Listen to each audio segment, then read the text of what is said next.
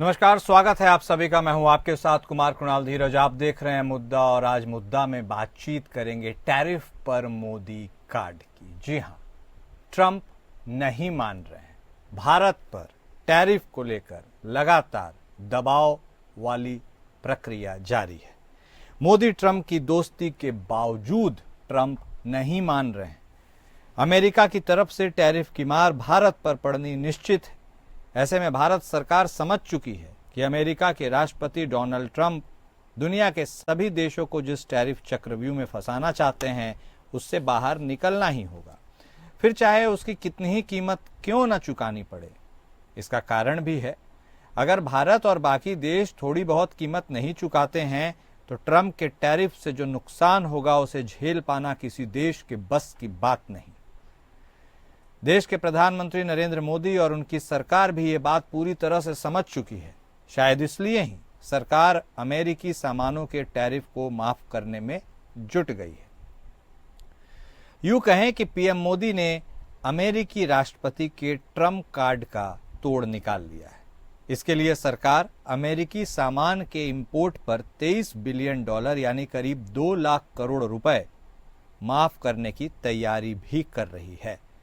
उसका कारण भी है, इस $23 बिलियन के चक्कर में अमेरिका से आने वाले $66 बिलियन को नहीं गंवाना चाहती है, जो भारत को अमेरिका में एक्सपोर्ट करके मिलता है। भारत दोनों देशों के बीच चल रही ट्रेड डील के पहले फेज में $23 बिलियन के आधे से अधिक अमेरिकी इंपोर्ट पर टैरिफ में कटौती करने के लिए तैयार है। सरकारी सूत्रों ने कहा है कि यह बीते कई सालों में देखे जाने वाली सबसे बड़ी कटौती है, जिसका उद्देश्य पारस्परिक टैरिफ से बचना है। इस तरह के पारस्परिक टैरिफ संयुक्त राज्य अमेरिका को $66 बिलियन के उसके कुल निर्यात का 87% प्रभावित करेगी। विश्व व्यापार संगठन के आंकड़ों से पता चलता है कि कुल मिलाकर अमेरिका का औसत टैरिफ लगभग 2.2% रहा, जबकि भारत का 12% रहा है। भले ही मोदी नवंबर में ट्रंप को उनकी चुनावी जीत पर बधाई देने वाले पहले नेताओं में से थे, लेकिन अमेरिकी राष्ट्रपति ने भारत को टैरिफ का दुरुपयोग करने वाला और टैरिफ किंग कहना जारी रखा हुआ है और किसी भी देश को टैरिफ से नहीं बख्शने की कसम खाई है। 2030 तक व्यापार को दोगुना कर $500 अरब करने का लक्ष्य है। 2023 में अमेरिका भारत व्यापार $190.08 अरब रहा है। निर्यात और आयात में भारत का पक्ष मजबूत रहा है। अगर यह टैरिफ वार जारी रहेगा तो तेल की कीमतें लगातार बढ़ेंगी। भारत की चिंता का विषय यह है, कच्चे तेल में भारत दुनिया का तीसरा सबसे बड़ा उपभोक्ता और दूसरा सबसे बड़ा आयातक है। ऐसे में अगर तेल की कीमत $1 भी बढ़ती है तो भारत को हजारों करोड़ रुपए का नुकसान हो जाता है। इन सब के परिप्रेक्ष्य में सवाल यह है कि भारत अमेरिकी टैरिफ की मार से बचने के लिए क्या कुछ कर सकता है। क्या अमेरिका कुछ रियायतें देगा? अगर अमेरिका नहीं मानता है तो भारत का प्लान भी क्या हो सकता है? भारत की बार्गेनिंग पावर क्या है जिससे कि अमेरिका भारत के प्रति नरमी दिखाए? अपने तरफ से टैरिफ की कमी करने पर भारतीय अर्थव्यवस्था पर क्या असर पड़ सकता है? क्या कूटनीति से इस मसले का हल नहीं हो सकता है? टैरिफ वॉर के संदर्भ में वर्ल्ड ट्रेड ऑर्गेनाइजेशन की क्या भूमिका हो सकती है? इन तमाम सवालों का आज हम जवाब ढूंढेंगे।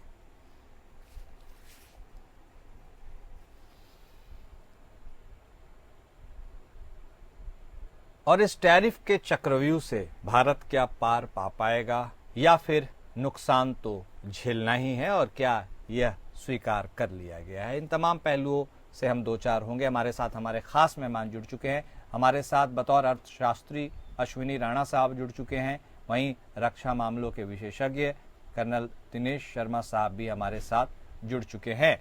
आप दोनों खास मेहमान का स्वागत है। राणा साहब, शुरुआत आपसे करेंगे। बात अर्थव्यवस्था की हो रही है तो लोगों को चिंता तो यह जरूर होगी कि भाई उनके जेब पर क्या कुछ असर हो सकता है। भारत इकोनॉमिक पर्सपेक्टिव से यदि देखा जाए तो अभी भी हम प्रगतिशील हैं। हम आने वाले भविष्य की ओर कदम बढ़ाते हैं, कल्पना करते हैं वह सुनहरा होगा। लेकिन क्या यह माना और समझा जा सकता है कि ट्रंप हैज ट्रम्प्ड इंडिया? क्या तमाम दोस्ती की बातों के बावजूद यह बात अब निश्चित है कि भारत को कुर्बानी देनी होगी, वरना जो रेपरकशन है वह भारत झेल नहीं पाएगा। ओपनिंग रिएक्शन आपसे राणा साहब। बिल्कुल, क्या है कि भाई जिस तरह से शुरू में लगता था कि ट्रंप जो है भारत के साथ कुछ नरमी बरतेंगे और बाकी वर्ल्ड में जो है वो टैरिफ जिस तरह से लगा रहे हैं, लेकिन मुझे लगता है कि भाई ट्रंप की सोच वैसी नहीं है और वो सबके साथ जो है उस तरह से व्यवहार करना चाहते हैं, क्योंकि उनकी सोच है कि भाई अमेरिका फर्स्ट को बढ़ावा दिया जाए और वो उस तरह से आगे बढ़ रहे हैं। एज ए बिजनेसमैन भी वो इसी प्रकार सोचते हैं। लेकिन क्या है कि जैसे आपने भी अपनी रिपोर्ट में बताया है, वही है कि भारत को लगता है कि यदि ट्रंप उस तरह से मानने के लिए तैयार नहीं है तो अल्टीमेटली भारत अपना जो इंपोर्ट ड्यूटी है, टैरिफ है अपने यहाँ पर, उसको या तो कम कर देगा या माफ कर देगा। कुछ चीजों में आप देखेंगे बजट में ऑलरेडी उन्होंने रियायत दे दी है। बहुत सारी जो चीजें आती हैं उसको उस प्रकार से नहीं कहा गया, लेकिन उसको ऑलरेडी उसके अंदर उनको रिबेट दे चुका है भारत। और बाकी बचे में उसका कारण क्या है कि हम ट्रेड डेफिसिट में नहीं है, हम ट्रेड सरप्लस में है। यानी भारत ज्यादा जो है एक्सपोर्ट करता है अमेरिका को, उसकी चिंता भारत को है। कारण क्या है कि भारत के जो उद्योग हैं, भारत के जो लोग हैं, जो हम सामान निर्यात कर रहे हैं, उसका जो है उसको जो वो करना वो भारत के लिए ज्यादा प्रायोरिटी है, क्योंकि वो कमाई जो है वो भारत के लिए ज्यादा होगी।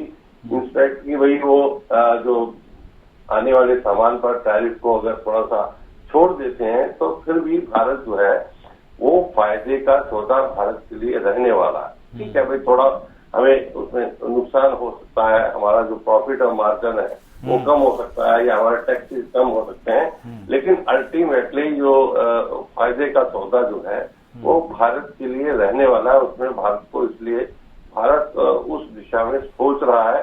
तो मुझे लगता है कि उसमें कोई आपत्ति नहीं, क्योंकि जब एक बाइलेटरल अगर कुछ भी जो भी होगा या होता है तो उसमें सहमति दोनों पक्षों की जब तक नहीं होती तो वो जो रिश्ते हैं वो भी टूटते हैं और व्यापार भी टूटता है। तो समझदारी यही है कि समय की मांग जो है उसको ध्यान में रखते हुए भारत को थोड़ा फ्लेक्सिबल होकर अपने एक्सपोर्ट के जो एक्सपोर्ट है उसको कंटिन्यू किया जाए, तो उस दिशा में भारत सोच रहा है। और राणा साहब, इसका क्या एक यह भी पहलू होगा जो लगातार प्रधानमंत्री मोदी कहते हैं कि आर्थिक रूप से हम ज्यादा मजबूत होंगे, 5 ट्रिलियन इकोनॉमी वाले हम फेज में जाना चाहते हैं, उसके बाद 5 नंबर से 3 नंबर, मतलब आगे की कदम को हम प्राप्त करना चाहते हैं।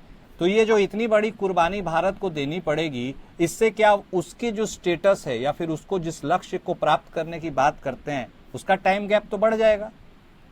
नहीं, टाइम गैप नहीं बढ़ेगा। देखिए, अगर हमारा एक्सपोर्ट बढ़ता है तो आप देखिए कि हमारा जो फॉरेन एक्सचेंज हमारे को बाद में डॉलर के रूप में मन से आ रहा है, तो वो अल्टीमेटली हमारा जीडीपी ये सब चीजें बढ़ाने की दिशा में काम करता है। तो एक्सपोर्ट कम नहीं होना चाहिए बल्कि बढ़ना चाहिए। अगर थोड़ा सा टैरिफ को कम करके भारत अपना एक्सपोर्ट और बढ़ा पाता है तो मुझे लगता है कि विन विन सिचुएशन भारत के लिए रहने वाली है। ओके शर्मा साहब, अब देखिए नए ट्रेड वॉर, इसकी बात हम तब से कर रहे हैं जब से प्रेसिडेंट ट्रंप ने दूसरी बार कमान संभाली है यूएसए की।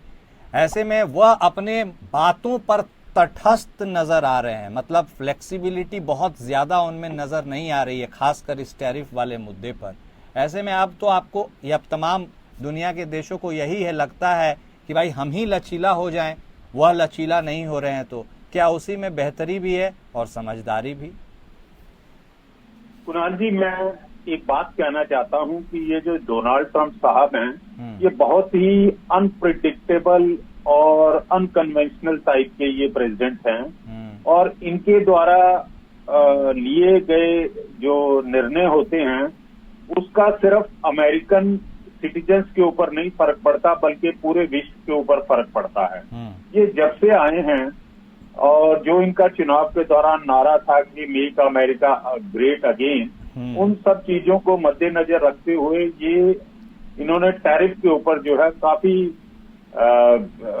काफी कठोर हुए हैं लेकिन बीच के हाल के दिनों में हमने ये भी देखा है कि वो बीच में यू टर्न भी ले लेते हैं, और जिनके साथ इनकी कुछ मनमुटाव है किन्हीं कंट्रीज के साथ है, उनके साथ जो है सीधा जो है क्या कहते हैं उनके ऊपर टैरिफ लगा देते हैं। मैं एक उदाहरण कोट करना चाहता हूं, अभी 3-4 दिन पहले की बात है कि अमेरिका ने जो है वेनेजुएला के ऊपर जो है उनके ऑयल के ऊपर जो है 25% टैरिफ लगा दिया, और साथ के साथ उन्होंने ये भी कहा है कि जो भी कंट्री उससे ऑयल खरीदता है उसके ऊपर भी हम जो है 25% उनके साथ जो अमेरिका का व्यापार होता है उसके ऊपर भी हम 25% टैरिफ लगाएंगे।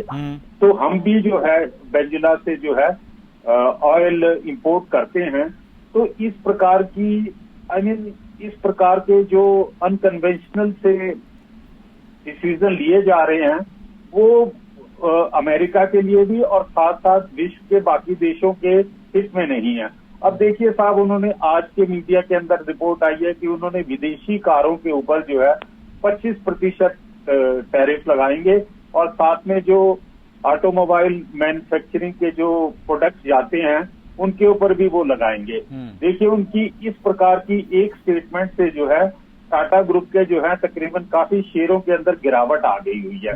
हालांकि हमारा जो ऑटोमोबाइल सेक्टर के अंदर जो है इतना बड़ा योगदान नहीं है जितना कि मेक्सिको, कनाडा और जापान का है, लेकिन फिर भी छोटी छोटी चीजें भी जो होती हैं, जैसा कि राणा साहब बता रहे हैं, छोटी छोटी चीजें भी जो होती हैं उसका क्यूमुलेटिव इफेक्ट जो होता है जो विकासशील देश है उनके ऊपर पड़ता है। और सबसे ज्यादा इस चीज का असर भारत के ऊपर पड़ता है, जहां तक कि हमारी तेल की और गैस की जरूरतें हैं। मेरा ये मानना है कि प्रेसिडेंट डोनाल्ड ट्रंप ने वेनेजुएला के ऊपर जो 25% लगाया और बाकी देशों को भी ये धमकी दी है, उनका बेसिक मकसद ये है कि वो अपने देश के अंदर तेल की ड्रिलिंग कर रहे हैं, और वो जो है चाहते हैं कि बाकी देश जो है वो उनसे ऑयल खरीदे ताकि मिडिल ईस्ट के ऊपर जो बाकी कंट्रीज की डिपेंडेंसी है वो कम हो। ये ठीक कहा है आपने, इम्पोर्टेंट बात भी कहा है, और इसमें जो आगे भी बात निकल कर जाएगी, क्या यही लोगों को समझ जाना चाहिए कि अमेरिका अब अपने हिडन इंटरेस्ट या कहे सेल्फ सेंट्रिक अप्रोच के साथ अब डोमिनेट कर रहा है। राणा साहब, एक आम आदमी यदि उसके मन में यह सवाल है कि इस टैरिफ की कटौती या फिर जो हम कुर्बानी देने वाले हैं या तैयार हैं आगे भविष्य के लिए, इससे भारतीय अर्थव्यवस्था पर क्या असर पड़ सकता है, और यदि यह असर नकारात्मक है तो एक जो संस्था वर्ल्ड ट्रेड ऑर्गेनाइजेशन है उसकी भूमिका भी क्या कुछ अहम है और कितनी अहम है? देखिए कि आज के इस सिनेरियो में वर्ल्ड ट्रेड ऑर्गेनाइजेशन जो है वो एक डमी की भूमिका में लगती है। कारण क्या है कि जब कोई ट्रम्प जैसे व्यक्ति अपनी टर्म्स के ऊपर डिक्टेट करते हैं तो वर्ल्ड ट्रेड ऑर्गेनाइजेशन का जो अस्तित्व है वो कोई हिस्सा नहीं है। और जैसे मैंने पहले भी कहा कि भाई हम ट्रेड सरप्लस कंट्री हैं, तो इसलिए हमें कोई बहुत बड़ा नुकसान नहीं होने वाला, बल्कि सरकार का फोकस रहेगा कि हमारा एक्सपोर्ट जो है वो और बढ़े, और उसके कारण जो हमें अपने टैरिफ में इंपोर्ट ड्यूटी के ऊपर थोड़ा सा नुकसान होगा तो उसकी भरपाई वहां से कर लेंगे। दूसरा, हम ये भी देख लेंगे कि भाई अगर वो सामान जो हम इंपोर्ट यूएस से करते हैं तो अगर बाकी और कहाँ कंट्री से उसको किया जा सकता है तो उसके बारे में भी सरकार जो है वो सोच सकती है। यानी ये सीधा सीधा कहना कि भाई अगर आज जो ट्रम्प कुछ अपनी दादागिरी दिखा रहे हैं तो उसके कारण से हम ये अपने रिश्ते तोड़ दें या व्यापार तोड़ दें, तो वो उसमें कोई समझदारी नहीं है, क्योंकि हमारा उन कंट्री के लिए जो है अलग सिचुएशन हो सकती है कि जो ट्रेड डेफिसिट में, तो वो कंट्री जो है वो कुछ भी सरेंडर वहां पर करें या ना करें उनकी एक अलग भूमिका हो सकती है। लेकिन भारत को क्योंकि बड़ा बैलेंस होकर चलना पड़ेगा, क्योंकि हम बहुत अच्छी मात्रा में जो है वो एक्सपोर्ट कर रहे हैं। वो एक्सपोर्ट का अल्टीमेटली हमारे जीडीपी के ऊपर बहुत असर पड़ता है। हमारी जो अर्थव्यवस्था है उसकी जो आगे बढ़ने में जो है वो बहुत भूमिका रहने वाली है, तो इसलिए उसको हमें जो है इग्नोर नहीं करना है। राणा साहब, जैसा कि लोग जानते समझते हैं कि भाई इंपोर्ट पे हम बहुत ज्यादा डिपेंडेंट नहीं है, हम एक्सपोर्ट ज्यादा करते हैं, तो क्या एट एनी पॉइंट आज या आगे आने वाले वक्त में भारत के पास क्या कोई बार्गेनिंग कैपेसिटी हो सकती है? क्या हम उस तरीके से चीजों को आगे बढ़ा सकते हैं? मतलब क्या कुछ प्लान बी भी हो सकता है? बिल्कुल हो सकता है कि भारत जो है कहीं और से कुछ खरीदना शुरू कर दे।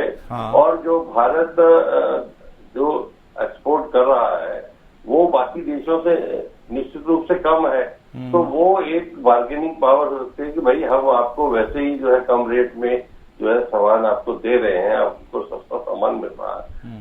तो एक भारत के लिए बार्गेनिंग की स्टेज आ सकती है, लेकिन वो तभी आएगी कि जब हम आज इस ग्राउंड को छोड़ेंगे नहीं। अगर हम इस ग्राउंड को छोड़ देते हैं तो हमारे लिए कुछ भी नहीं है। तो इसलिए जो समझ आ रही है और भारत उसमें डिप्लोमेसी में जो है बहुत अच्छी तरह से रोल प्ले कर रहा है कि ग्राउंड को छोड़कर जाना नहीं है, यानी जो भी इस समय मार्केट की सिचुएशन है उस सिचुएशन में बेटर देश के लिए, देश के एक्सपोर्टर के लिए क्या हो सकता है वो करने की जरूरत सकता है कि भाई ठीक है भारत अपनी इनकम को थोड़ी कम करके, लेकिन जो एक्सपोर्टर्स हैं, जो लोग बना रहे हैं सामान, उसको जो उनका एक्सपोर्ट है वो कंटिन्यू रहे और अल्टीमेटली डॉलर हमें आ रहे हैं, तो ये हमारे लिए एक अच्छी सिचुएशन है। राणा साहब, महंगाई को लेकर के भी, आंतरिक महंगाई को लेकर क्या कुछ इफेक्ट हो सकते हैं? क्या इन्फ्लेशन के प्रति यह जो कदम उठाया जाएगा वह सकारात्मक रहेगा या नकारात्मक रहेगा? लोगों की जेब पर भारी पड़ेगा या कोई असर नहीं होगा? नहीं, लोगों की जेब पर इसका कोई ज्यादा असर नहीं पड़ने वाला।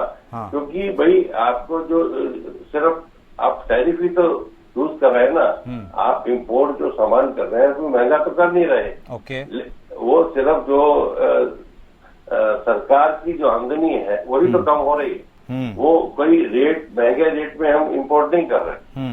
तो इसलिए अल्टीमेटली इन्फ्लेशन तब जो असर पड़ सकता है कि चीजें हम जो है महंगी वहां से खरीदें, तब तो समझ आता है कि वही महंगाई बढ़ेगी। लेकिन ठीक है, सरकार की अपनी जो आय है, जो इनकम है, उसके अंदर थोड़ी सी इसमें टैरिफ के कम करने से या घटाने से वो जो है वो कमी आएगी। तो उसके लिए सरकार बाकी बी प्लान पर की भाई किस तरह से उसको सब्स्टिट्यूट किया जा सकता है उसके बारे में सरकार सोच रही है और वो निश्चित रूप से कुछ न कुछ अल्टरनेटिव उनका निकालेंगे। ठीक है शर्मा साहब, अब एक अहम लोगों के जहन में यह भी सवाल आता है कि भाई डिप्लोमेटिकली भी चीजों को काफी हद तक सुलझाया जाता है, तो क्या कूटनीतिक तौर पर इस पूरे मसले का कोई हल भारत एटलीस्ट अपने तरफ से अमेरिका के साथ निकाल सकता है? क्या ऐसी कोई संभावना है, या फिर अभी जैसा कि तमाम दुनिया के देशों के प्रति प्रेसिडेंट ट्रंप का एक समान नजरिया है, तो इसमें भारत को कोई स्पेशल एडवांटेज मिलने की फिलहाल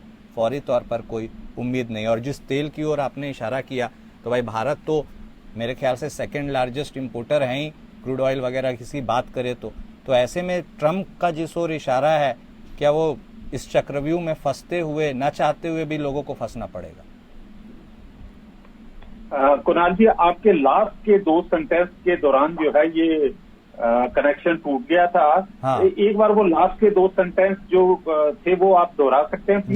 जी शर्मा साहब, वो जो ऑयल इंपोर्ट की हम बात कर रहे हैं और जिस ओर आपने इशारा किया था कि प्रेसिडेंट ट्रंप की यही मंशा है कि भाई ऑयल के क्षेत्र में वो जो आप बोले ड्रिलिंग कर रहे हैं, तो क्या इस चक्रव्यूह में दूरगामी, मतलब आगे के चक्रव्यूह में ना चाहते हुए भी भारत समेत अन्य देशों को फंसना ही पड़ेगा या फिर विकल्प खुले रहेंगे?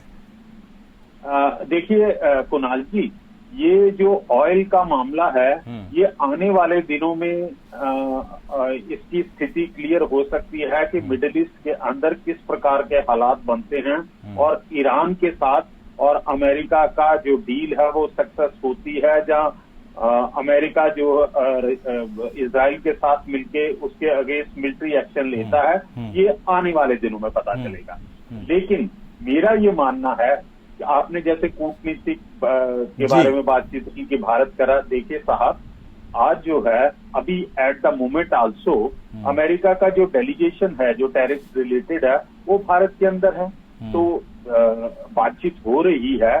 फिर उसके बाद जो है vice president of USA along with his wife is visiting India, तो मेरा ये मानना है एज ए सामान्य नागरिक होने के तौर के ऊपर मेरा ये मानना है कि आज की तारीख के अंदर हमें जो है कोई बाया मीडिया निकालना चाहिए और इस समय जो है किसी प्रकार से इस मसले को सुलझा लेना चाहिए। देखिए साहब, ऐसा है आज की तारीख के अंदर डोनाल्ड ट्रंप का भी ये एक इज्जत का प्रेस्टीज इशू बन चुका है कि उसने कहा मैं रेसिप्रोकल लगाऊंगा। तो फिलहाल जो है, जबकि आग बहुत फैली हुई है, उस समय आप शांत रहिए और जिस समय मामला ठंडा हो जाता है 2, 4, 6 महीने के बाद, तब आप जो है 1-to-1 बात उनके साथ करके और उन्हें बता सकते हैं कि हम एक विकासशील देश हैं, इसका क्या इफेक्ट होगा। एट ए लेटर स्टेज जो है इस प्रकार की बातों को करके कुछ ना कुछ समन्वय बिठाया जा सकता है। लेकिन आज की तारीख में, जैसे राणा साहब कह रहे हैं, आज की तारीख के अंदर ही अगर हम कन्फ्रंटेशन का रुख अपना लेते हैं तो वो हमारे लिए, हमारे देश हित के लिए ठीक नहीं होगा। जी कुणाल। नहीं, ठीक है, बहुत इंपॉर्टेंट बात आपने कही। और अब इसी के साथ जो तमाम हमारे देश की जनता है, नागरिक है, एटलीस्ट उनको यह सोचने समझने के लिए फिलहाल तो राहत है कि भाई अभी बहुत ज्यादा असर कुछ पड़ने वाला नहीं है। आप दोनों खास मेहमान हमारे साथ जुड़े, आपने अपना वक्त दिया, इसके लिए आपका बेहद शुक्रिया। तो देखिए, लगातार हम बात कर रहे थे टैरिफ वार की, और टैरिफ वार पर अब मोदी कार्ड, जिसमें कुछ कुर्बानी हमें देनी पड़ेगी टैरिफ के लिहाज से, यदि उस ओर हम आगे बढ़ना चाहते हैं और अभी के मौजूदा जो स्थिति है उससे निपटना चाहते हैं। मुद्दा में आज बस इतना ही। नमस्कार।